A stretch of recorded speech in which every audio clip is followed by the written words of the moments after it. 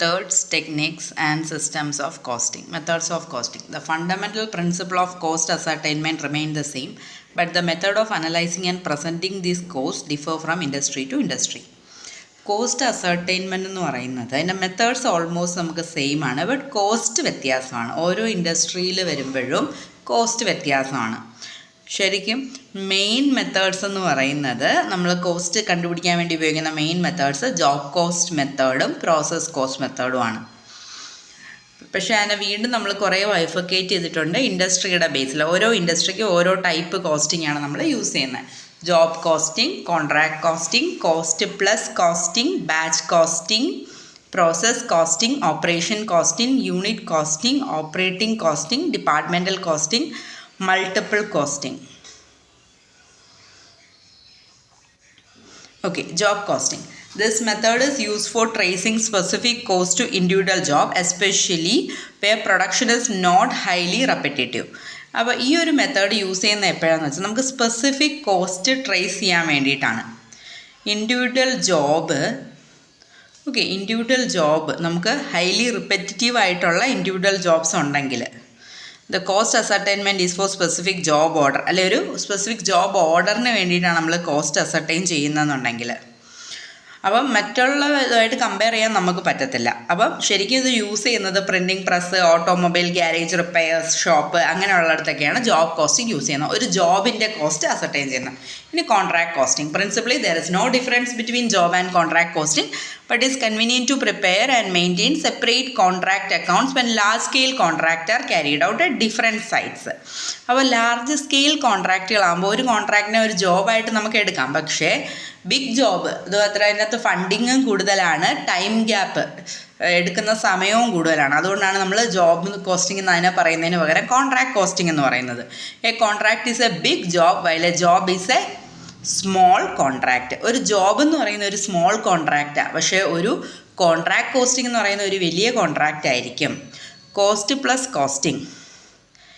In sum contract and agreed sum or percentage beside cost to cover overheads and profit is set to the contractor.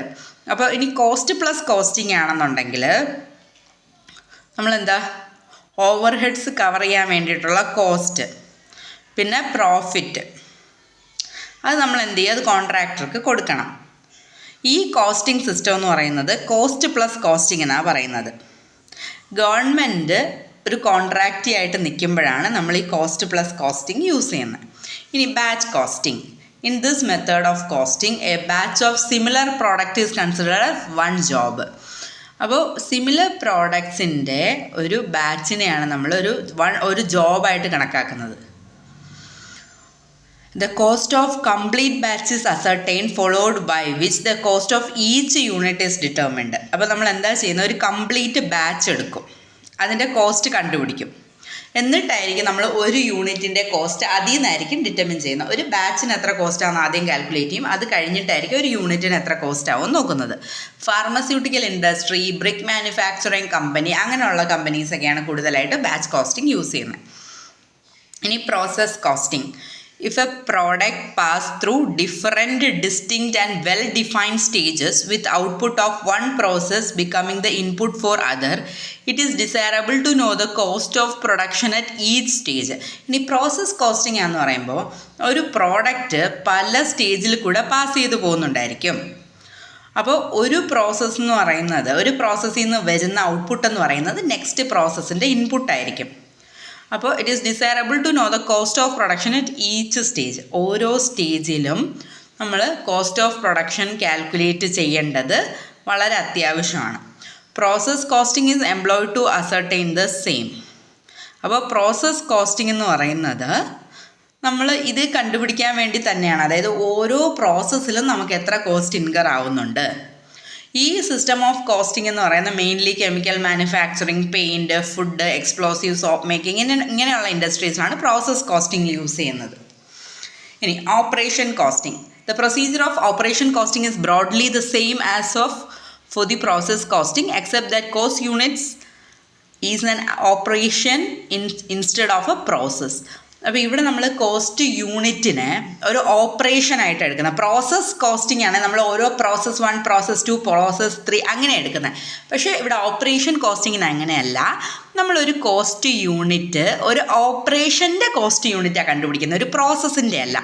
Four large undertakings involving a number of operations. അപ്പോൾ വലിയൊരു ഓർഗനൈസേഷനാണ്, അവിടെ ഒരുപാട് operations നടക്കുന്നുണ്ട്. It is important to compute the cost of each operation. അങ്ങനെയാണെങ്കിൽ നമ്മൾ എന്ത് ചെയ്യണം, ഓരോ ഓപ്പറേഷൻസിൻ്റെയും കോസ്റ്റ് നമ്മൾ സെപ്പറേറ്റ് ആയിട്ട് കാൽക്കുലേറ്റ് ചെയ്യണം. For example, the manufacturing of handles for bicycle will make use of operation costing as it involve many operations like cutting steel sheets into proper strip, module, moulding, machining and finally polishing. അപ്പോൾ ഇവിടെ നമുക്ക് example പറയുന്നത് bicycle handle manufacture ചെയ്യുന്നത് ഒരു ഓപ്പറേഷനായിട്ടാണ് കണക്കാക്കുന്നത്, operation കോസ്റ്റിങ്ങിനകത്താണ് വരുന്നത്. അപ്പോൾ അവിടെ സ്റ്റീൽ കട്ട് ചെയ്യുക, പ്രോപ്പറായിട്ട് സ്ട്രിപ്പ് ചെയ്യുക, മോൾഡ് ചെയ്യുക, അങ്ങനെയുള്ള ഒത്തിരി ഫിനിഷിങ് ചെയ്യുക, അങ്ങനെ ഒത്തിരി കാര്യങ്ങൾ അതിൽ ഇൻവോൾവ്. അപ്പോൾ അതിനെ പ്രോസസ്സായിട്ട് പറയാൻ പറ്റത്തില്ല, ഓരോന്നും ഓരോ ഓപ്പറേഷൻസ് ആയിട്ടേ പറയാൻ പറ്റത്തുള്ളൂ. പിന്നെ വരുന്നത് യൂണിറ്റ് കോസ്റ്റിംഗ് അല്ലെങ്കിൽ output costing or single costing. അപ്പോൾ ഈ ഒരു മെത്തേഡ് എന്ന് പറയുന്നത് cost of a single product produce by a continuous manufacturing process. ഒരു പ്രോഡക്റ്റ് ആയിരിക്കും, നമ്മളൊരു സിംഗിൾ പ്രോഡക്റ്റ് ആയിരിക്കും പ്രൊഡ്യൂസ് ചെയ്യുന്നത് ഒരു കണ്ടിന്യൂസ് മാനുഫാക്ചറിങ് പ്രോസസ്സിൽ. Computed in addition to the amount of each element of cost. അപ്പോൾ ഇവിടെ നമ്മൾ എങ്ങനെ കാൽക്കുലേറ്റ് ചെയ്യുന്നതെന്ന് വെച്ചാൽ, ഒരു പ്രോഡക്റ്റ് നമ്മൾ പ്രൊഡ്യൂസ് ചെയ്യും ഒരു കണ്ടിന്യൂസ് മാനുഫാക്ചറിങ് പ്രോസസ്സിൽ കൂടെ. അപ്പോൾ ഓരോ എലമെൻറ്റിൻ്റെയും കോസ്റ്റ് നമ്മൾ സെപ്പറേറ്റ് ആയിട്ട് നമുക്കിവിടെ അറിയാൻ പറ്റും, ഓരോ യൂണിറ്റിൻ്റെയും കോസ്റ്റ്.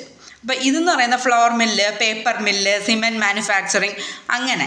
അപ്പോൾ എന്തൊക്കെ എലമെൻറ്റ്സ് ഓഫ് കോസ്റ്റാണ് അതിനകത്ത് ഇൻവോൾവ് ആയിട്ടുള്ളത് എന്ന് നമുക്ക് സെപ്പറേറ്റ് ആയിട്ട് അറിയാൻ പറ്റും. ഓക്കെ, അപ്പോൾ ഒരു സിംഗിൾ പ്രോഡക്റ്റ് ഒരെണ്ണമായിട്ട് നമുക്ക് എടുക്കാൻ പറ്റില്ല. സിമെൻറ്റൊക്കെ ഒരു പാക്കറ്റായിട്ട് എടുക്കാൻ പറ്റും. ഫ്ലോർ മില്ലാണെങ്കിൽ അതൊക്കെ പാക്കറ്റ്സിൽ നമുക്ക് എടുക്കാൻ പറ്റും. അപ്പോൾ അങ്ങനെയുള്ളതിനെയാണ് നമ്മൾ യൂണിറ്റ് കോസ്റ്റിംഗ് യൂസ് ചെയ്യുക. ഇനി ഓപ്പറേറ്റിംഗ് കോസ്റ്റിംഗ്, ഓപ്പറേറ്റിംഗ് കോസ്റ്റിംഗ് വേറെയാണ്. ഓപ്പറേറ്റിംഗ് കോസ്റ്റിംഗ് എന്ന് പറയുന്നത് നമ്മൾ യൂസ് ചെയ്യുന്നത് സർവീസ് കോസ്റ്റിംഗ് അതായത് ഒരു സർവീസിൻ്റെ കോസ്റ്റ് എത്രയാണെന്ന് കണ്ടുപിടിക്കാൻ വേണ്ടിയിട്ടാണ്. Electricity companies, railway companies, total expense regarding operation are divided by the units as may be appropriate. അതായത് നമ്മളിപ്പം പാസഞ്ചർ കിലോമീറ്റർ അങ്ങനെയുള്ള, ഇപ്പോൾ നമ്മളൊരു സർവീസ് റെൻഡറിങ് ആയിട്ടുള്ള ഓർഗനൈസേഷൻ ആണെങ്കിലാണ് നമ്മുടെ ടോട്ടൽ ഓപ്പറേറ്റിംഗ് എക്സ്പെൻസിനെ നമ്മളെന്ത് ചെയ്യും, നമ്മളെ പാസഞ്ചറിനെ കൊണ്ട് ഡിവൈഡ് ചെയ്യും. അപ്പോൾ അങ്ങനെയാണ് നമ്മൾ അതിൻ്റെ കോസ്റ്റ് കണ്ടുപിടിക്കുന്നത് ആ ഒരു സർവീസിൻ്റെ. അപ്പോൾ പാസഞ്ചർ കിലോമീറ്റർ, അപ്പോൾ ബസ്സാണെങ്കിലാണ് പാസഞ്ചർ കിലോമീറ്റർ എടുക്കുക. Cost per unit of service ആണ് നമ്മളിവിടെ കാൽക്കുലേറ്റ് ചെയ്യുന്നത്. ഇനി ഡിപ്പാർട്ട്മെൻറ്റൽ കോസ്റ്റിംഗ്, ഒരു ഡിപ്പാർട്ട്മെൻറ്റിന് എത്ര കോസ്റ്റായി. അപ്പോൾ cost of output of each department of the company separately. അപ്പോൾ ഒരു കമ്പനിയുടെ ഒരു ഡിപ്പാർട്ട്മെൻറ്റിന് ഒരു കമ്പനിയുടെ കോസ്റ്റ്. ഓക്കെ, അപ്പോൾ departmental costing aims to ascertain the cost of output of each department of the company separately. കമ്പനിയുടെ ഓരോ ഡിപ്പാർട്ട്മെൻറ്റിൻ്റെയും കോസ്റ്റ് സെപ്പറേറ്റ് ആയിട്ട് കണ്ടുപിടിക്കുന്നതാണ് നമ്മൾ ഡിപ്പാർട്ട്മെൻറ്റൽ കോസ്റ്റിംഗ്. നെക്സ്റ്റ് വന്നിട്ട് മൾട്ടിപ്പിൾ കോസ്റ്റിംഗ് അല്ലെങ്കിൽ കോമ്പോസിറ്റ് കോസ്റ്റിംഗ് എന്ന് പറയുന്നത് application of more than one method of costing for the same product. അപ്പോൾ മൾട്ടിപ്പിൾ കോസ്റ്റിംഗ് എന്ന് വെച്ചാൽ സെയിം പ്രോഡക്റ്റിന് നമ്മൾ ഒന്നിൽ കൂടുതൽ കോസ്റ്റിംഗ് മെത്തേഡ് ചിലപ്പോൾ യൂസ് ചെയ്യുന്നുണ്ടായിരിക്കും. Herein the cost of different sections of production are combined after finding out the cost of every part manufactured. അതായത് ഇവിടെ നമ്മൾ എന്താ ചെയ്യുന്നത്, ഡിഫറെൻറ്റ് സെക്ഷൻസിൻ്റെ കോസ്റ്റ് നമ്മളിവിടെ കണ്ടുപിടിക്കും. അപ്പോൾ എല്ലാ പാർട്ടും cost of every part manufacture, അപ്പോൾ എല്ലാ പാർട്ടും മാനുഫാക്ചർ ചെയ്തിട്ടുണ്ടായിരിക്കും. അപ്പോൾ അതിൻ്റെ ഓരോന്നിൻ്റെയും കോസ്റ്റ് നമുക്ക് പ്രത്യേകം അറിയാൻ പറ്റും. ഓക്കെ, അപ്പോൾ ഒരു പ്രോഡക്റ്റിനകത്ത് ഒരുപാട് അസംബിൾഡ് പാർട്സ് ഉണ്ടെന്നുണ്ടെങ്കിലാണ് നമ്മളവിടെ മൾട്ടിപ്പിൾ കോസ്റ്റിംഗ് യൂസ് ചെയ്യുന്നത്. അതായത് ഫസ്റ്റ് നമ്മൾ ആ അസംബിൾ ചെയ്യാൻ വേണ്ടിയിട്ട് ഉപയോഗിക്കുന്ന ഇൻപുട്ടായിട്ടുള്ള ഐറ്റംസിന് സെപ്പറേറ്റ് കോസ്റ്റിംഗ് മെത്തേഡായിരിക്കും യൂസ് ചെയ്യുന്നത്. ആ അസംബിൾ ചെയ്ത് കംപ്ലീറ്റ് ആയ പ്രോഡക്റ്റിന് നമ്മൾ വേറൊരു കോസ്റ്റിംഗ് മെത്തേഡായിരിക്കും യൂസ് ചെയ്യുന്നത്. അപ്പോൾ motor car, engine, machine, tools, type writer, radio, cycle etcetera. അപ്പോൾ ഇതിനകത്തൊക്കെ ഒരുപാട് സ്പെയർ പാർട്സ് ഇൻവോൾവ് ആയിട്ടുള്ളത്. അപ്പോൾ അങ്ങനെയുള്ള കേസിലാണ് നമ്മൾ മൾട്ടിപ്പിൾ കോസ്റ്റിംഗ് അല്ലെങ്കിൽ കോമ്പോസിറ്റ് കോസ്റ്റിംഗ് യൂസ് ചെയ്യുന്നത്. അപ്പോൾ അതാണ് 10 ടൈപ്സ് ഓഫ് കോസ്റ്റിംഗ്. ഓക്കെ.